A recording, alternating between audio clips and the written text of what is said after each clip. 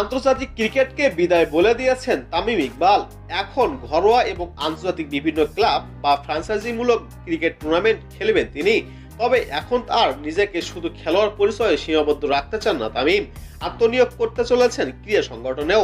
জানা গেছে ঢাকা লিগের গুলশান ক্লাব কিনে নিয়েছেন দেশের ওপেনার তামিম ইকবাল খান। তার বিপিএল এ দল ফরচুন বরিশালের স্বত্বাধিকারী মিজানুর রহমানের সঙ্গে যৌথ বিনিয়োগে এই ক্লাব কিনেছেন তিনি। গুলশান ক্রিকেট ক্লাব ছিল বেক্সিমকো গ্রুপের। রাজনৈতিক পট পরিবর্তনের ফলে বেক্সিমকোর পক্ষে স্পোর্টস ক্লাব পরিচালনা করা সম্ভব হতো না। এ কারণেই ক্লাবটি বিক্রি করার উদ্যোগ নেওয়া হয় বলে জানা গেছে। ক্লাবের সভাপতি করা হয়েছে মিজানুর রহমানকে। তামিম থাকবেন সহ সভাপতি পদে। পূর্ণাঙ্গ কমিটি গঠনের পরই সেটা আনুষ্ঠানিকভাবে প্রকাশ করা হবে। সভাপতি মিজানুর রহমান ক্লাব কেনার বিষয়টি নিশ্চিত করেছেন।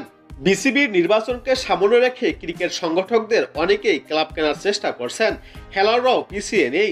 তামিম যেমন গুলশান ক্লাবে বিনিয়োগ করলেন, তেমনি নির্বাচককে সামনে রেখে আরও অনেক ক্রিকেটারই নিজেদের সংগঠন পরিচয় হিসেবে তৈরি করবে বলে আশা অনেকের। ক্লাবের সংগঠক হিসাবে অবশ্য তামিমের বেশ আগেই আবির্ভাব হয়েছে সাকিব আল হাসানের। মোহামেডান ক্লাবের সদস্য ছিলেন তিনি। এদিকে দীর্ঘ এক যুগ পর আবাহনী ছেড়ে তামিমের গুলশান ক্রিকেট ক্লাবে যোগ দিয়েছেন বিসিবির সাবেক পরিচালক খালেদ মাহমুদ সুজন।